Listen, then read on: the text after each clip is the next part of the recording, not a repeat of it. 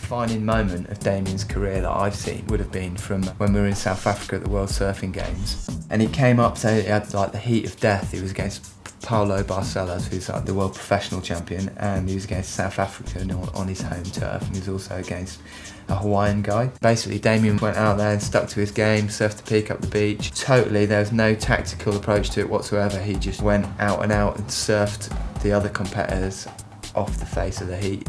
He beat the current world champion at the time, you know, pound for pound. He went punch for punch with him and just beat him. No one could ever take away from Damian, you know, because he was, on that day, at that time, that guy was world professional champ. Damian went out and didn't just beat him, he basically pulled his pants down and spanked his bum.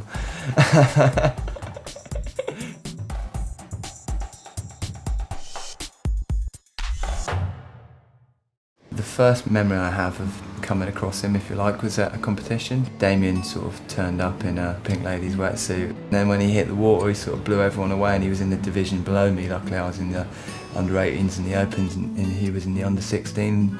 Everyone in the under-18 and the Open was sort of, oh my God, look, he's better than everybody else in all the other divisions. So yeah, that was when he first caught my attention, but didn't really speak back then. He was just a mute. He used to do 8 to 10 hours, no word of a lie, into the night.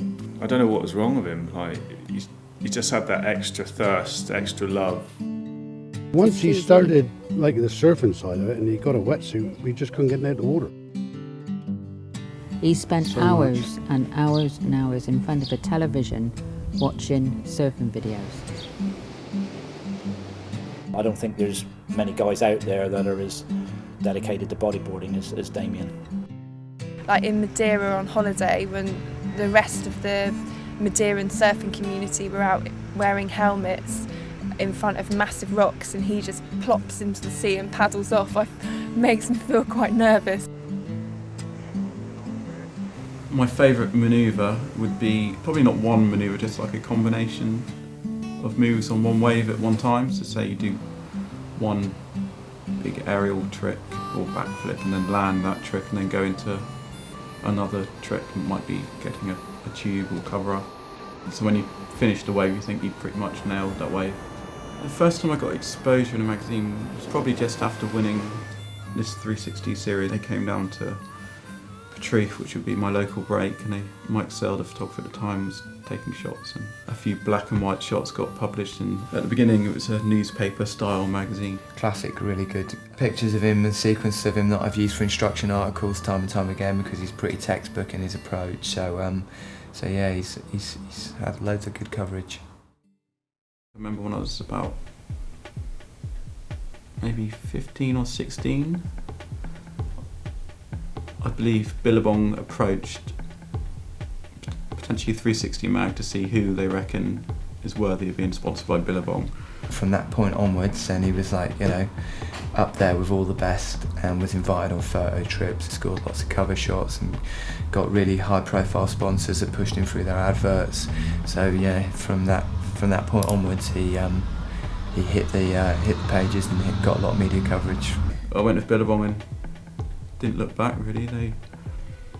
That was kind of my big turning point, being sponsored by such a big company and dealing with professional surfers who run the company, and kind of really focused me on doing trips away and pushing it in bigger ways and doing it for them really, because they're kind of giving me all this gear and I'm really loving having all these cool wetsuits and clothing and money. So it really focused me on being a bit more professional really. We're the distributor for Mike Stewart Science bodyboards, and we sponsor Damian Prisk. What we like about Damian is he's also pretty keen to develop and design his own boards. So the boards that he's come to collect today are actually unlike anything that we're selling into the stores.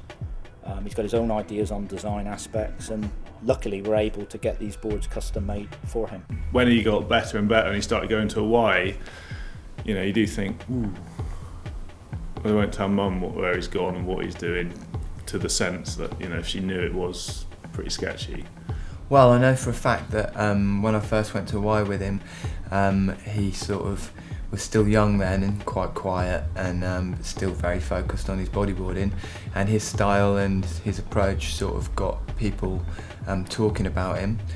I think even international riders would respect the style that he brings to the table. He's 32 now, but when he was competing properly in the Worlds and stuff, I guess if they drew him, they'd probably think they better bring their A game, because in a competition he can do as many manoeuvres as the next person. He's kind of got this textbook style where he always has his legs crossed and he's always scrutinising himself on video and stuff like that, and it's a great way for photographers to catch good shots of riders like that. You know, it makes their life easy. I was probably about 19 or 20 at the time.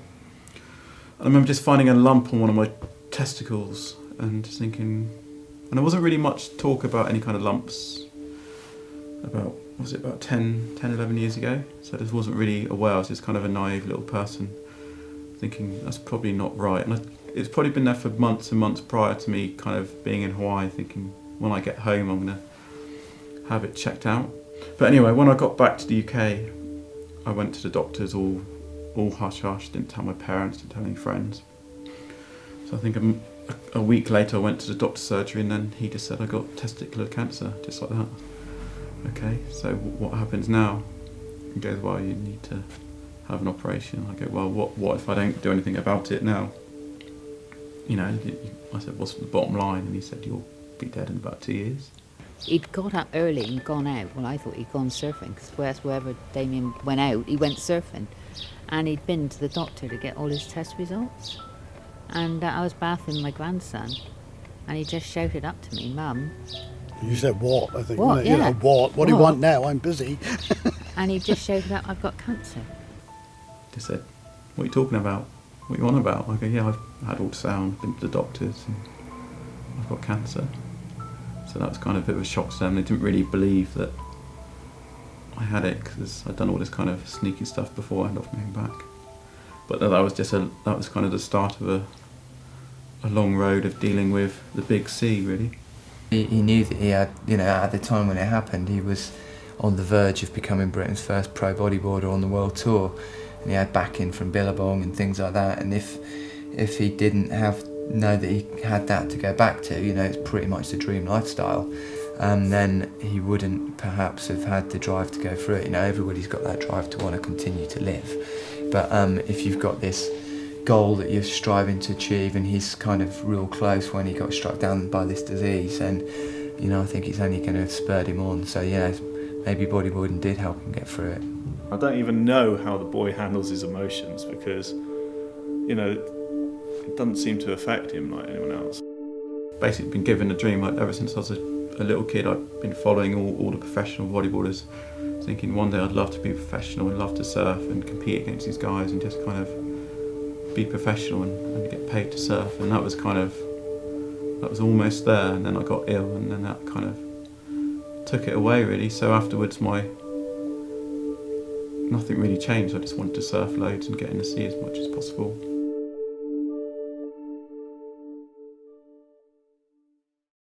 Damian, you know, he got a few setbacks when he was in his teens, and I think it shows his strength of character. He had a lot of support from friends and family around him at the time.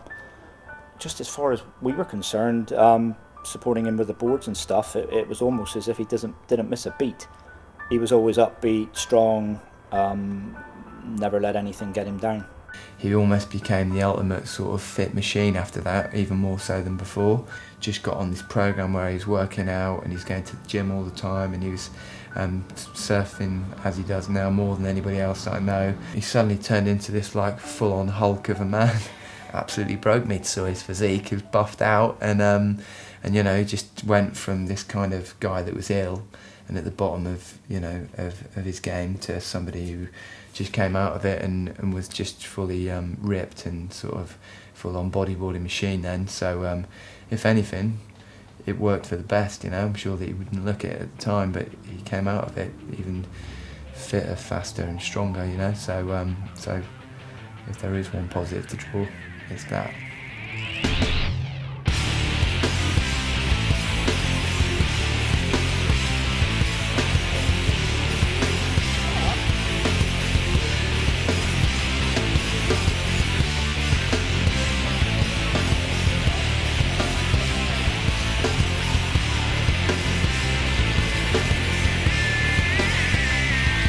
never give up bodyboarding. No, I love it too much. A life masked with innocence, a mortal soul that I looked up to. Compassion in a frame that I trust and make love to. But you can never see me as I distant and watching you. Well, I guess that's how I knew. My time's been wasted. Your life is just a lie.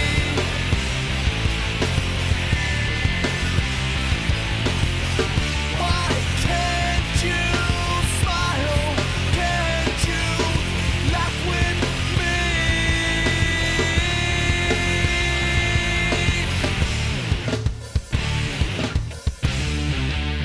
It's just easy. That's all it's meant to be. I knew you'd falsify anything that concerns me. Repentant, full of shame, so you could live and let life be. But you're too late now. Subside and just remain like. Who's that? Damian. Is it? Just stop. Stop right now.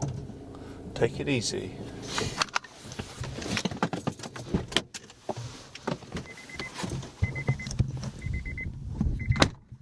Can't drive for shit, can he?